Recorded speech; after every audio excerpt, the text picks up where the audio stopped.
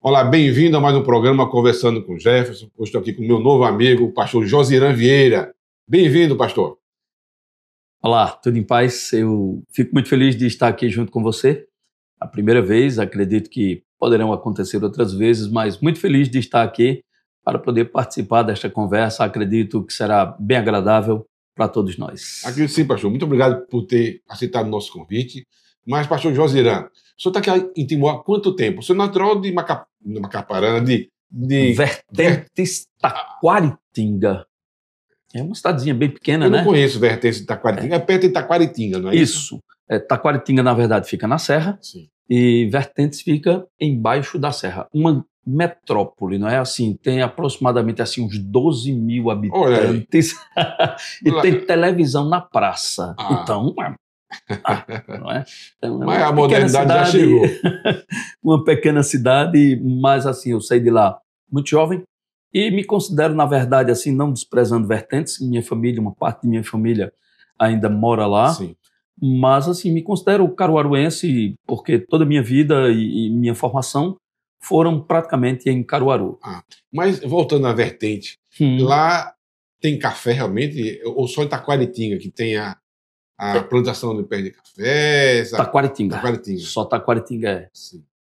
Bom, então foi logo muito jovem para Caruaru? Muito jovem, né? Eu cheguei em Caruaru, eu tinha aproximadamente 12 anos de idade no máximo. Sim, né? sim. E lá eu cresci, Toda a estudei, juventude.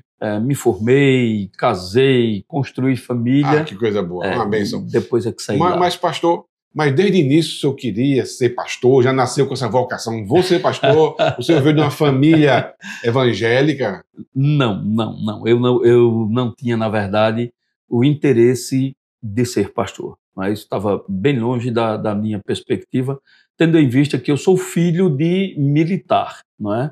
E aí eu tinha uma outra ideia. A minha perspectiva era ser engenheiro civil. Na construção? Pois é. E não pastor. Não porque não gostasse, não porque desprezasse a ideia, mas porque eu achava uma coisa assim muito séria e eu entendia que não era para mim essa coisa de assumir essa responsabilidade muito árdua. Conhecia alguns pastores e convivi com alguns e eu dizia, eu não quero isso para mim. Né? Até que o Senhor nos chamou. Foi chamado. Com quantos anos? Olha, eu recebi o chamado da parte do Senhor, como nós colocamos dentro da perspectiva ministerial. Eu percebi que eu seria pastor. Eu tinha aproximadamente uns 17, 20 anos no máximo. Não é? E aí, na verdade, eu só vim assumir essa ideia de pastorado a partir de 2003. Né? Então, já bem recente, bem mais maduro, recente, né? Sim. Então, 22 anos 22. só que eu estou no ministério pastoral. Bom, pastor, então deixou de ser engenheiro da construção para ser engenheiro da moral, da ética, da família. Exatamente. Continua com a engenharia. Mas estamos falando, o senhor também, além de teologia, também fez outros estudos também, outras formações. Sim, gosto. Pastor gosta de estudar, não é? Pelo menos deveria gostar, não é? Pelo menos essa é a perspectiva de um pastor. Ele deve gostar de estudar. O pastor é praticamente como um advogado. Ele nunca pode parar de estudar. Então, assim, eu quando me formei, eu fiz teologia. Como alguns sabem, eu convalidei o curso pela Universidade Federal de Pernambuco e fiz uma pós-graduação em psicologia. Posteriormente, eu também cursei técnico em administração e porque eu trabalhei em uma empresa como gerente administrativo e aí eu fiz o técnico. E não conformado ainda, eu fiz psicanálise e depois uma pós-graduação em psicanálise. Isso é bom. Então, isso que uma igreja está bem servida, vamos dizer assim, não é? Que é a igreja congregacional. Isso. Aqui em Timbaúba. A igreja congregacional que eu pastoreio é a segunda igreja, fica aqui no Barro, na rua Doutor Irajá de Almeida Lins. Isso, 94, ali no Barro. E os cultos? Que são por domingo, sábado?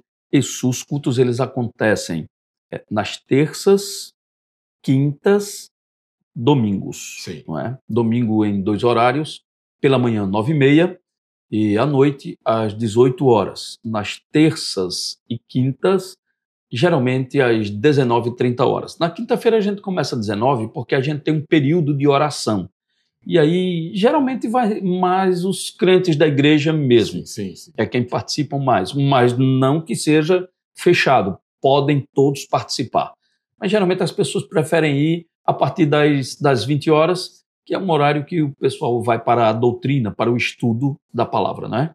Inclusive, nós estamos falando sobre o Sermão do Monte. Se você deseja aprender sobre o Sermão do Monte e estudar junto conosco, você é nosso convidado. Eu vou aproveitar aqui, este mês de maio, nós já estamos com uma programação especial. E programação especial por quê? Porque geralmente se comemora o mês da família. E nós estamos com uma programação voltada especificamente para as famílias nas quintas-feiras, não é? Agora, nesta quinta-feira, dia 8, eu estarei falando sobre Deus como o esteio de espiritualidade e de saúde mental para a família.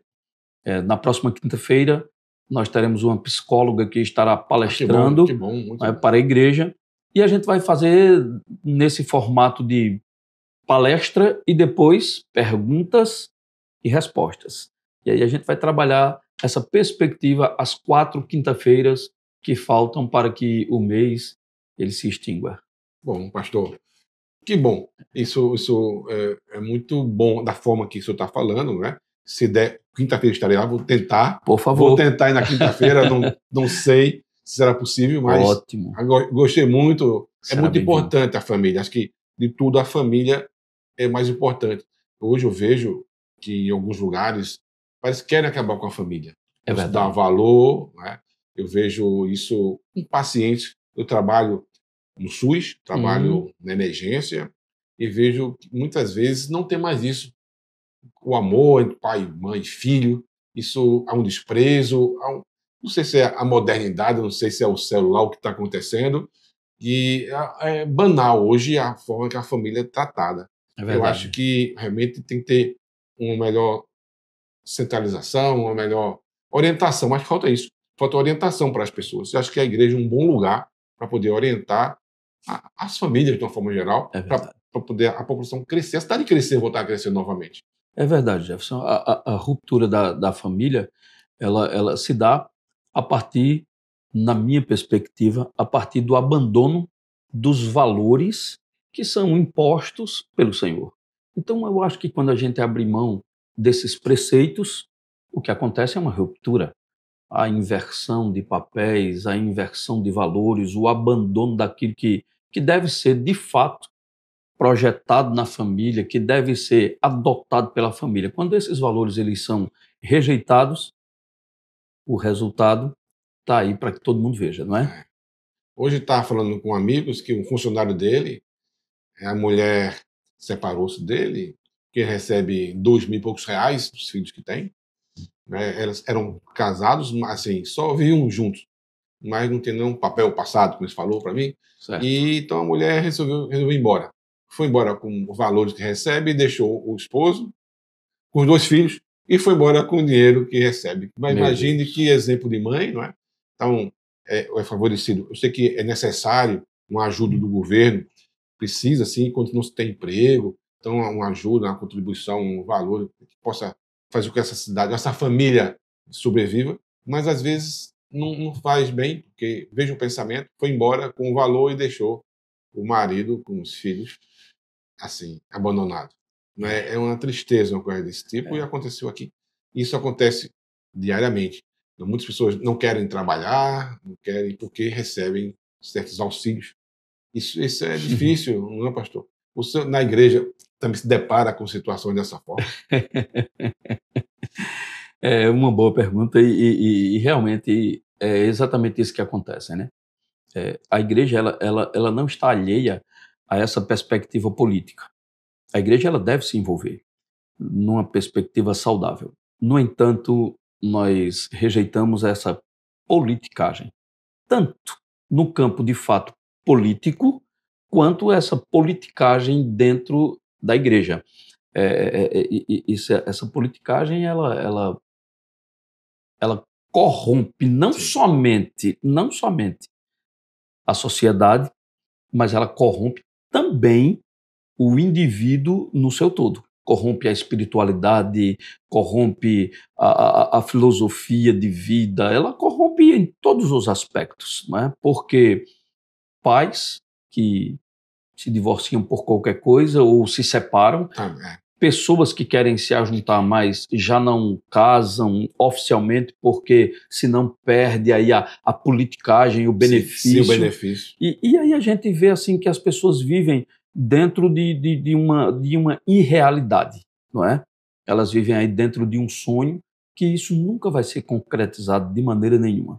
Então, nós não adotamos esse tipo de politicagem, não apoiamos esse tipo de coisa, pelo contrário, né? Nós rechaçamos isso e nos mantemos bem distantes, porque isso não é bom. Eu vejo como uma forma de orientação, né, pastor? Para orientar as pessoas que tenham paciência, que vejam como é que vai crescer a sua família, crescer dessa forma. A política é boa, não é? Na verdade, a política ela é boa, porque a política ela traz essa organização social, que era para trazer isso, essa organização social, é para trazer esse contexto socioeconômico, para trazer também o contexto socioespiritual, porque não?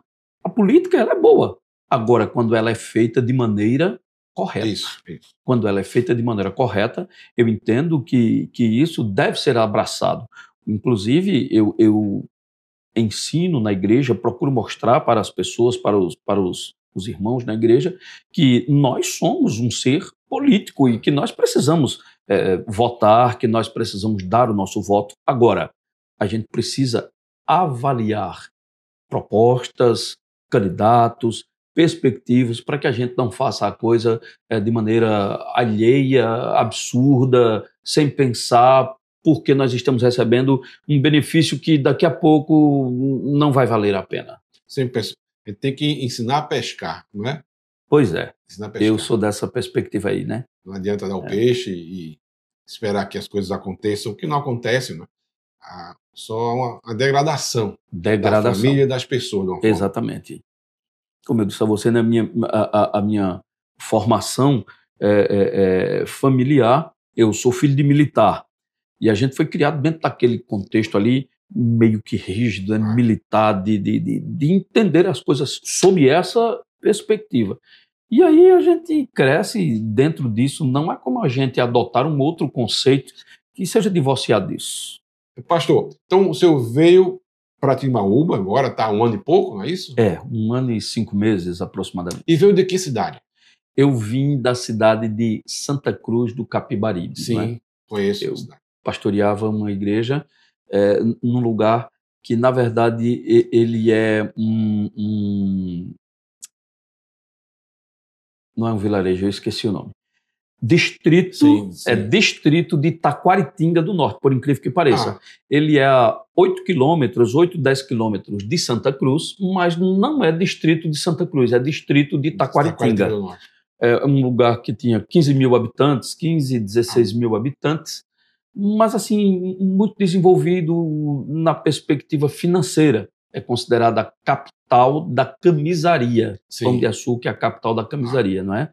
Lá se fabrica exatamente naquela região Santa Cruz, Toritama, não é? Então hoje é um polo realmente que traz muita riqueza para a população em si. E diferente de Timbaúba, que infelizmente aqui já foi um polo também. Isso. Aqui já era considerada uma capital praticamente. Né? Eu lembro disso, né? Aí como é que, pastor, que vem dessa cidade próspera para uma cidade que está em decadência? Qual a visão do pastor, como sente isso? As pessoas me perguntam isso, né? Eu, como disse a você, eu me formei em Caruaru. E de Caruaru, eu fui pastorear em São Paulo.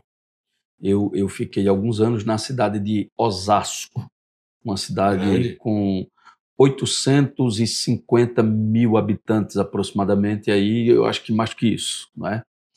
E bem pertinho de Guarulhos ali, e a gente estava nesse eixo aí, São Paulo, Guarulhos e Osasco.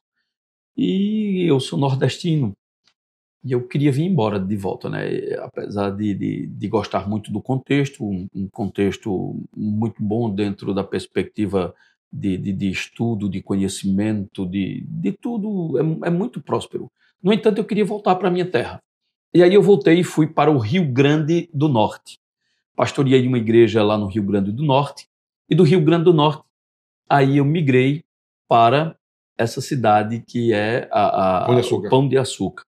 De Pão de Açúcar, quando eu passei lá 7 anos, então eu entendi que estava na hora de fazer uma outra coisa, de ter uma nova experiência.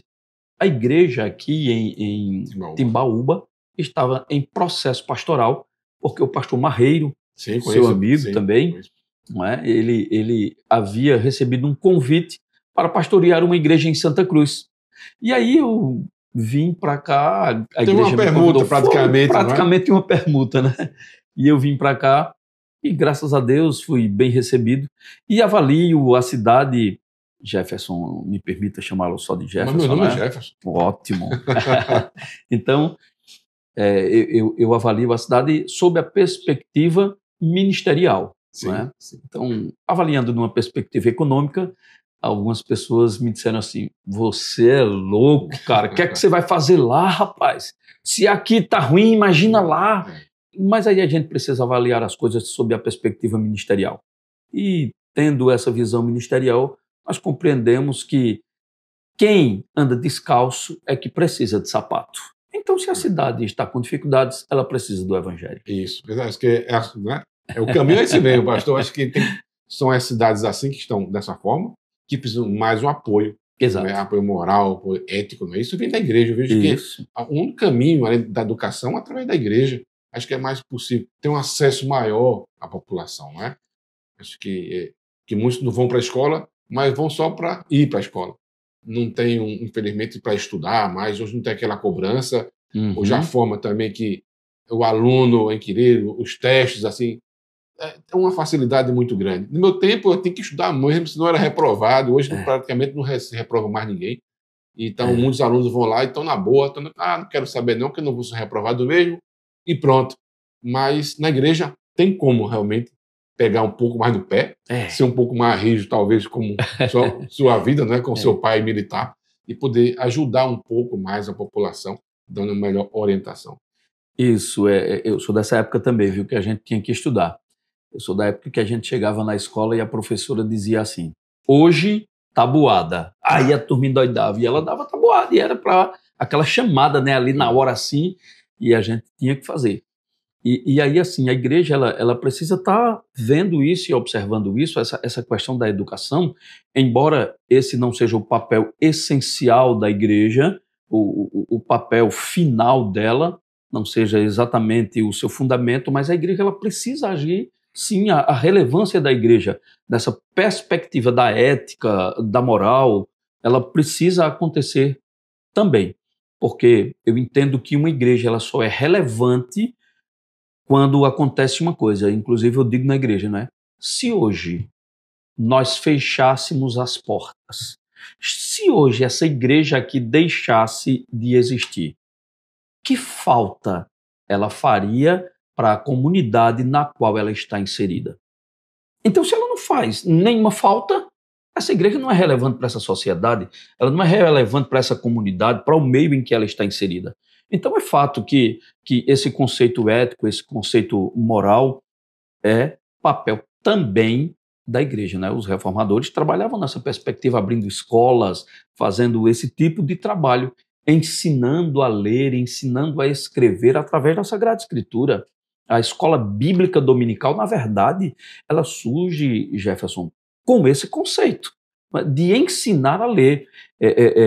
O indivíduo viu que as crianças estavam na rua, elas brincavam na rua, elas estavam vivendo com os bêbados, e ele disse: poxa, e por que não trazer essas pessoas para a igreja?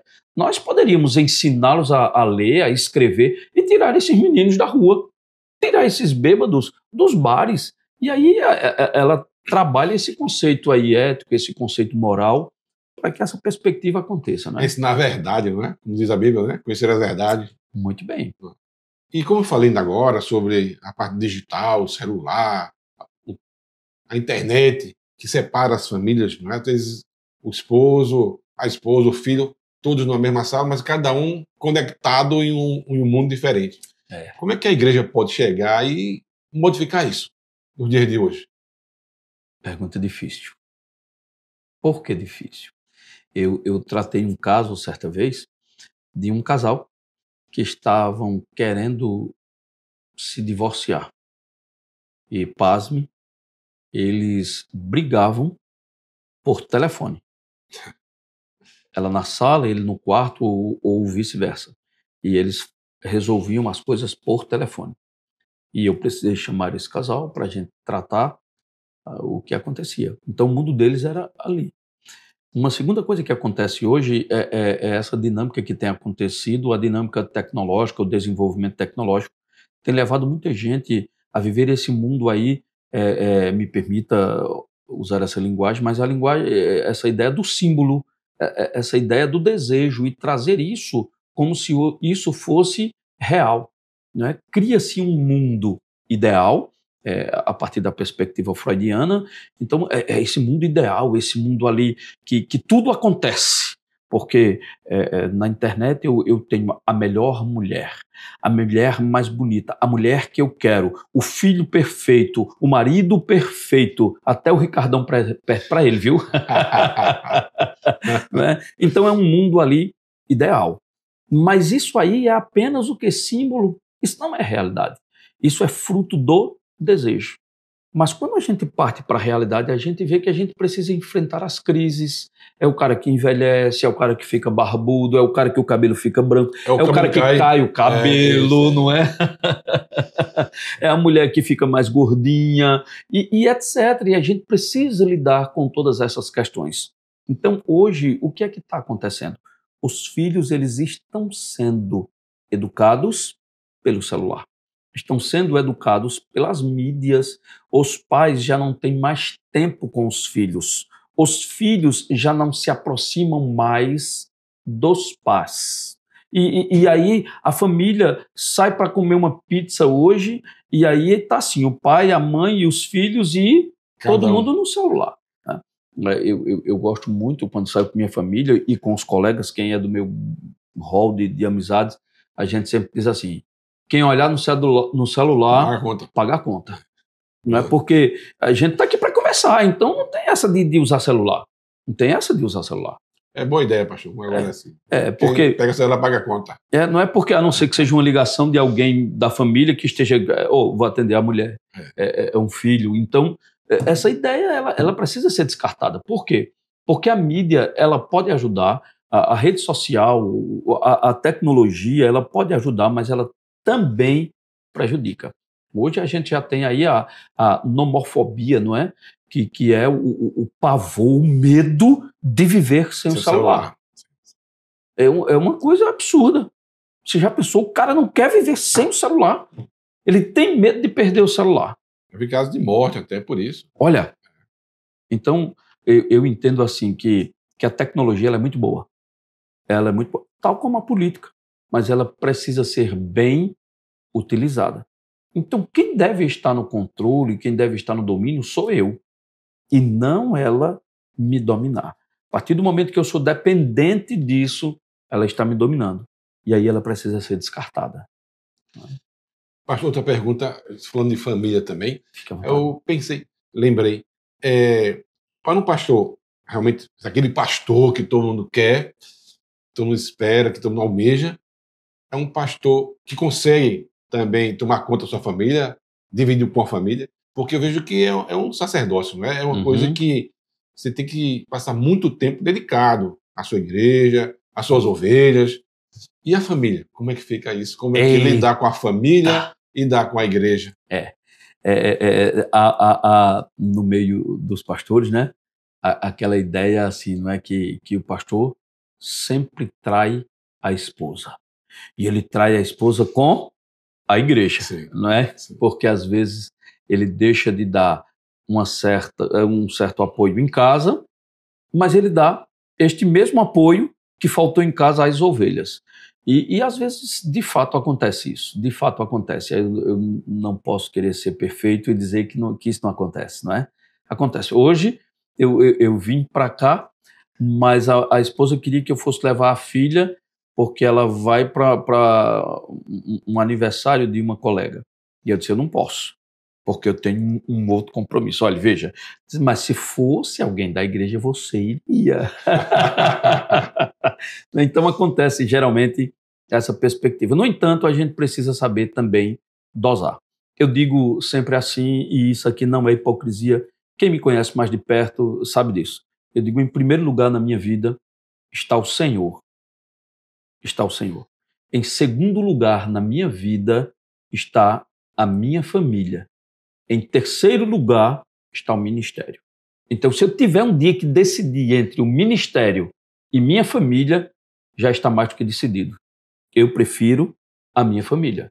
Porque eu sou homem e eu acho que eu não sou tão burro. Dá para trabalhar e sustentar a família e viver com a minha família e ver os meus filhos crescerem, ver os meus netos, viver com a minha esposa o resto dos meus dias. Então, a gente precisa primar por isso. Até porque a igreja ela é constituída por família. E se eu não cuido bem da minha família, como é que você vai ter coragem de me pedir para lhe ajudar com a sua? Fica difícil. Não é verdade?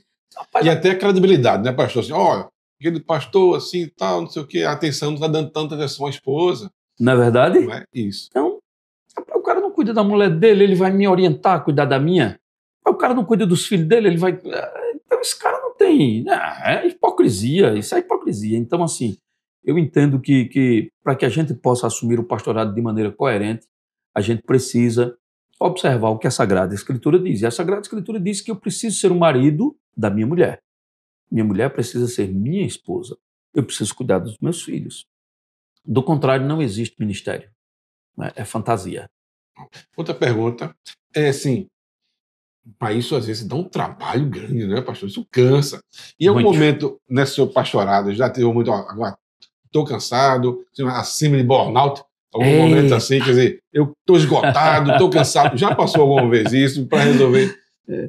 E já sim, já, não é?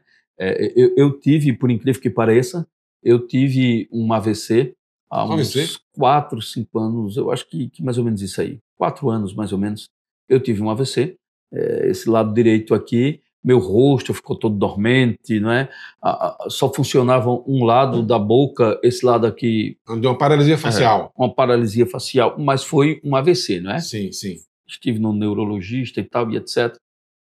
Fiz aquele exame, né, que a gente entra dentro da máquina lá, Sim. que negócio ruim. E aí foi constatado que eu tive um AVC. Descobri, por conta desse AVC, que eu era diabético, que eu estava diabético e que eu tinha triglicerídeo e colesterol altíssimo.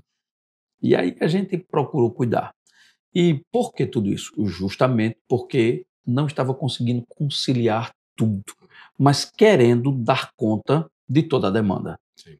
Dar conta de toda a demanda. Eu estava fazendo uma pós, eu estava cuidando da igreja e eu estava trabalhando secularmente. Então, eu estava me dividindo demais e às vezes estava faltando para a família. E aí a gente precisa retroceder. Não só a família, como a própria saúde, não é que você chegou um momento que o corpo disse, não aguento. Ajeita aí, vamos parar um pouquinho para pensar. Pois é. Refletir qual é o melhor caminho. Parou e estabeleceu limites, estabeleceu prioridades, e aí a gente cuidou. Então, assim... Hoje as taxas estão em dia, estão direitinho. Quase.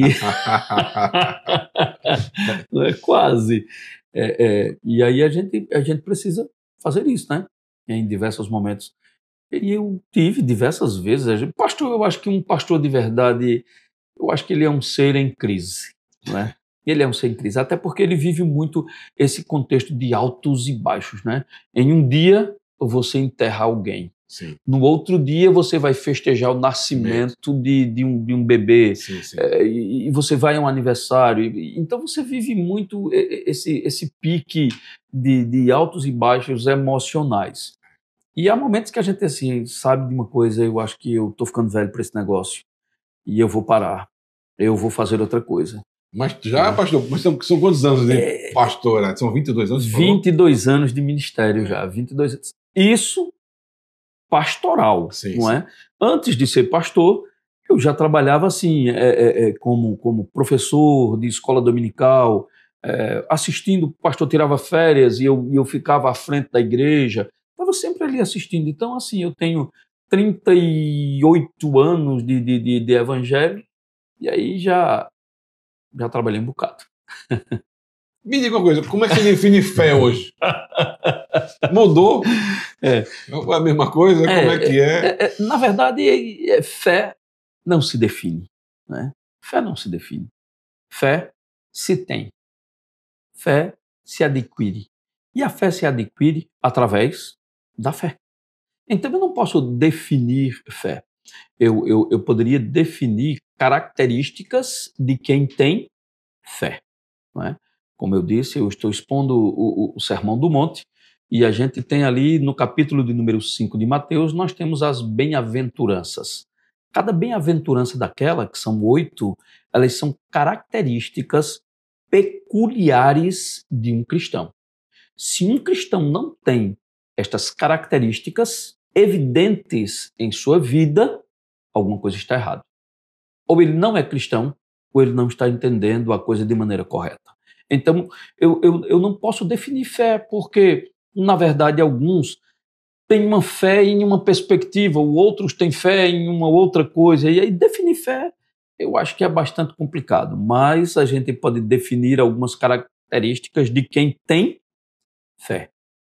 Então, eu acho que seria mais viável. Pastor, hoje eu vejo também que tem muitas igrejas online, né? Então eu vejo, e como é o jovem para que está em casa, talvez acostumado com esse mundo online aí, e para a igreja secular, se deve falar assim, é o termo correto ou está errado esse termo que eu usei agora? Eu acho que pode ser usada essa palavra Sim. também, né? Apesar de que se coloca numa outra perspectiva, Sim. mas assim, o online, eu acho... Tradicional, você seria tradicional, né? o método Isso, tradicional do isso, contato físico, isso, né? Do contato físico. Então, assim, veja, a igreja física é a igreja que foi ordenada pelo Senhor. Então, veja bem, como eu vou ministrar uma ceia para uma igreja online? Pegue o seu cálice na sua casa, corte o seu pão, nós vamos ministrar a ceia. A Sagrada Escritura diz que o pastor, que o ministro, ele deve liberar, administrar os alimentos. E como é que a gente faz isso online? Segundo, a Sagrada Escritura diz lá em Hebreus, no capítulo de número 10 e no verso de número 25, que nós não podemos deixar de congregar como é costume de alguns. Então perceba, há um ajuntamento online? Podemos dizer que sim, mas não é um ajuntamento de contato, não é um ajuntamento real. Deixe-me, por favor, e permita-me contar uma história aqui, com todo respeito a quem gosta do culto online. A gente transmite também, mas veja só, na época da pandemia, eu tenho um colega batista, ele até pregou no aniversário da igreja aqui, e ele me contou uma história bem engraçada. Ele disse, pastor, um membro da igreja me procurou, pastor, não sei o que é que eu faço. Foi o que houve, colega? Disse, rapaz, ela disse que ama esses cultos online, porque ela não perde nenhum. Ela sempre está em casa, ela gosta de ficar em casa à vontade, só de calcinha, lavando os pratos e assistindo o culto. Aí eu pergunto a você, qual é a reverência que se tem a esse culto? Nenhuma, né, pastor? Fica essa banalidade da vida, talvez Então, hoje. essa ideia do culto online, da igreja online, ela pode ajudar, sim. Eu não estou aqui descartando, demonizando a ideia do online. Não, não é nada disso que eu estou dizendo. O que eu estou colocando aqui é a ideia de que isso não pode ser regra. Isso não é o fundamento. Isso pode acontecer em situações que são pontuais, em contextos que são pontuais, mas a igreja deve se reunir. Por quê? Como é que se resolve problemas de ordem moral, de ordem espiritual, online. Então fica mais difícil da gente resolver esse tipo de coisa. Apesar de que, como psicanalista, eu atendo de forma online. Mas é uma outra coisa. Eu atendo numa perspectiva psicanalítica e não numa perspectiva ministerial. É diferente. É diferente. Não é? Então, eu acho que o online, ele ajuda. Ele é bom, eu não demonizo. Mas a igreja ela não deve ser apenas online.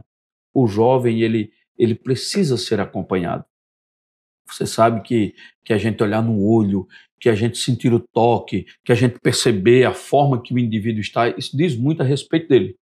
E como é que a gente vê isso no online? É quase praticamente impossível, né? Praticamente impossível. Então, a gente precisa ponderar quando nós quisermos fazer esse tipo de coisa de maneira geral, absoluta, porque esse não é o mandamento. Vez por outra, eu e minha esposa, nós assistimos. Sim. Viajamos, nós estamos em Timbaúba, mas sempre a gente que vai lá, Não é liga o verdade? celular e assistimos o Opa. culto. Não é assim? É assim. Mas- eventualmente, já que não podemos falar. Exato. Mas não virou uma rotina e a vida diária. Estou não é? de férias e assim, vamos assistir o culto em casa hoje, eu estou de férias e estou em tal lugar e eu quero Isso, ver o outra culto cidade, lá da igreja. Isso, Então isso. eu vou ver o culto, mas a ideia não é essa, né? A ideia não é essa. Então tem que dar uma forma de manter os jovens focados na vida espiritual também. Pá, muito Não é? bem, parabéns, ótima pergunta, não é? Alguém já disse que o indivíduo ele não é inteligente pelas respostas que dá, mas pelas perguntas que são feitas para ele, né? Então, o entrevistador é quem é inteligente. Então, veja, Que é isso, pastor? tem que se arranjar formas de se trabalhar com os jovens hoje. Então, a igreja ela não pode abrir mão do preceito. No entanto, a forma de trabalhar o preceito, ela se modifica, sim. Então, a verdade ela continua sendo a mesma verdade. Agora, de que forma eu aplico isso?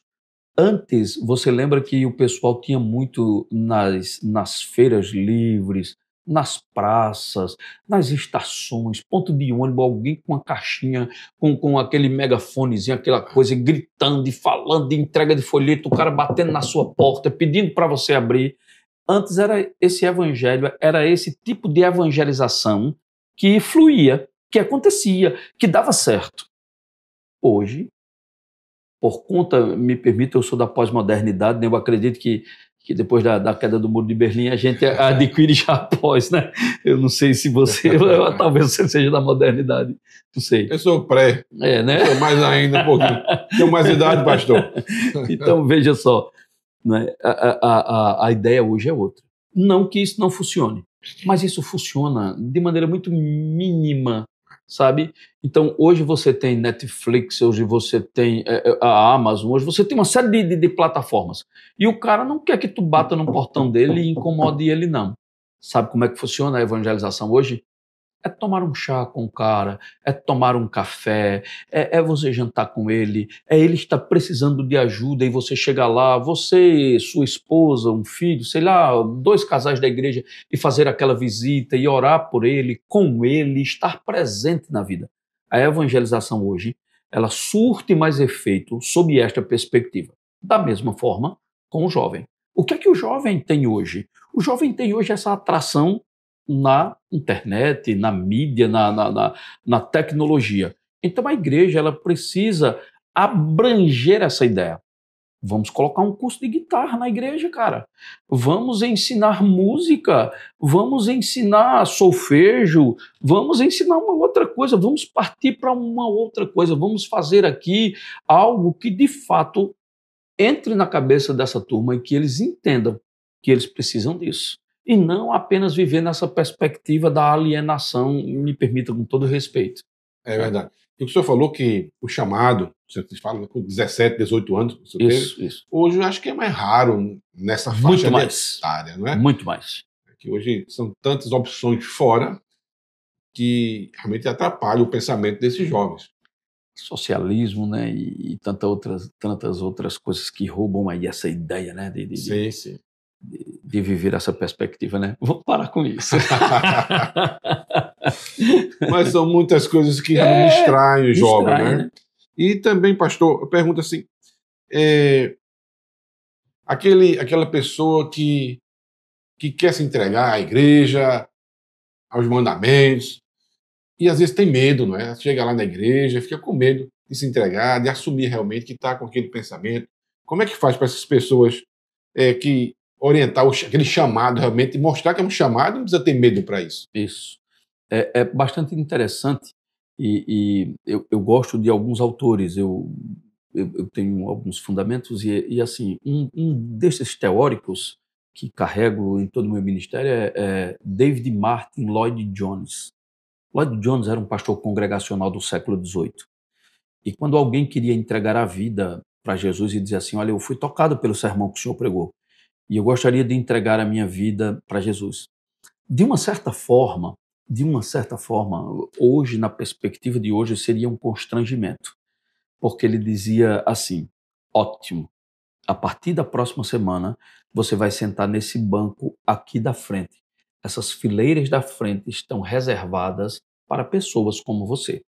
Depois que você passar alguns cultos e ouvir outros sermões, aí de fato você volta a conversar comigo para saber se verdadeiramente você está recebendo a Cristo como Senhor de sua vida. Qual era a ideia de Lloyd Jones? Era que não existisse apenas o emocionalismo. Na perspectiva emocional, é muito fácil o camarada correr e dizer eu quero, eu sou, eu entendo.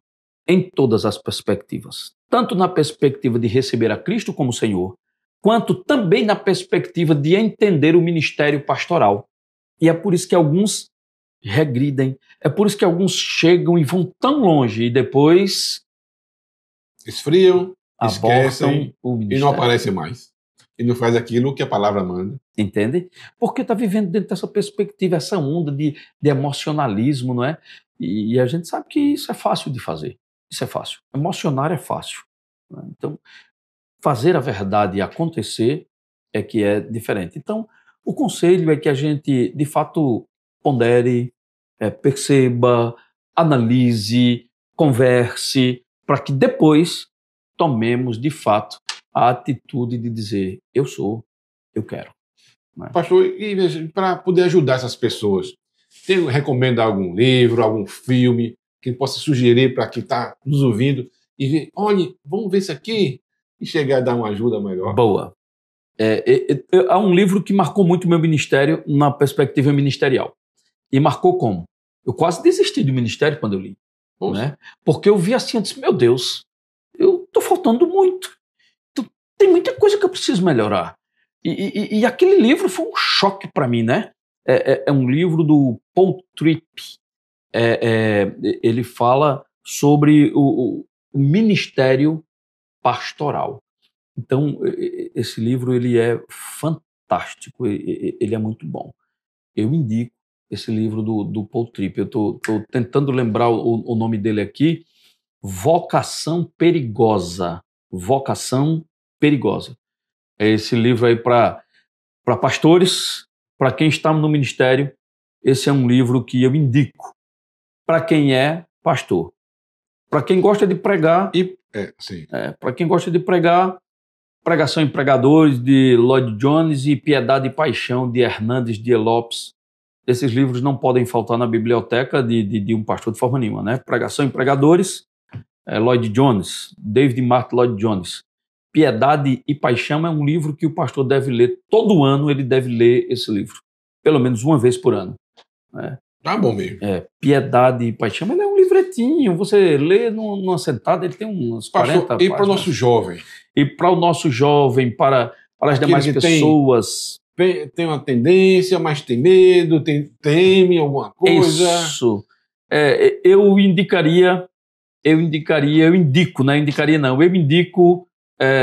Jonathan Edwards.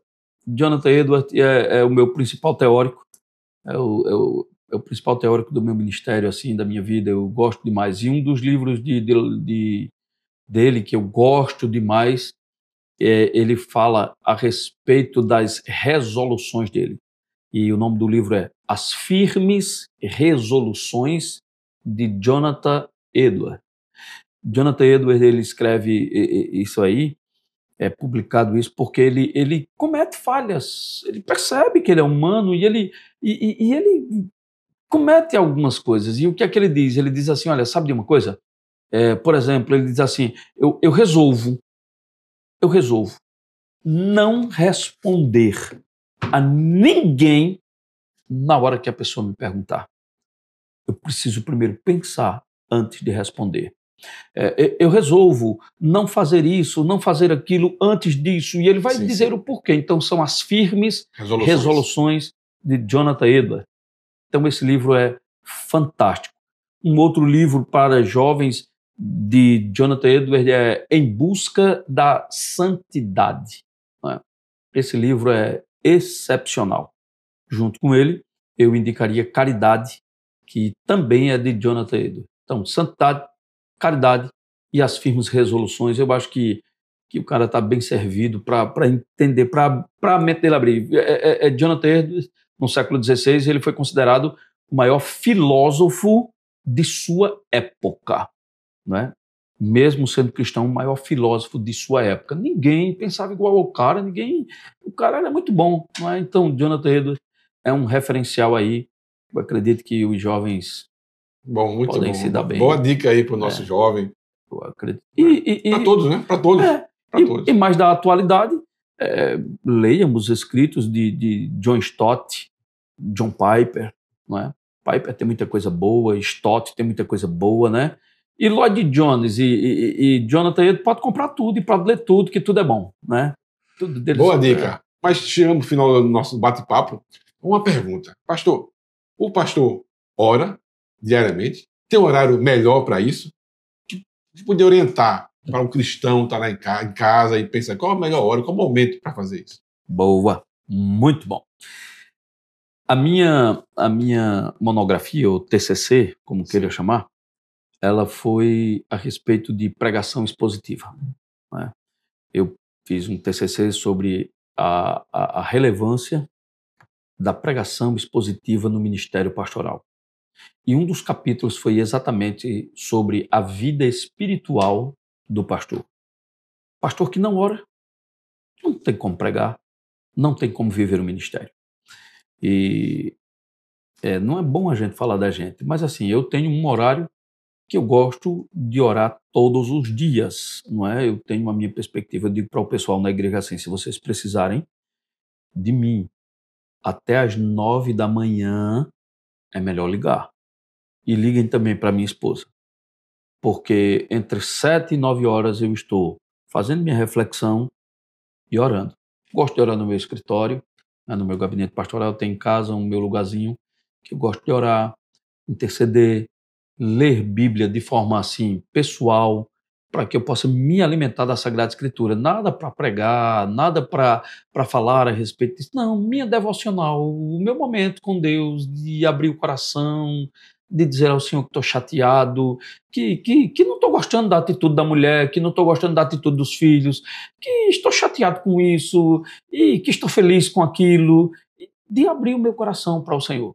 Então, todos os dias, a gente precisa orar, não é? Sem oração, fica difícil de fazer as demais coisas. Então, é necessário oração.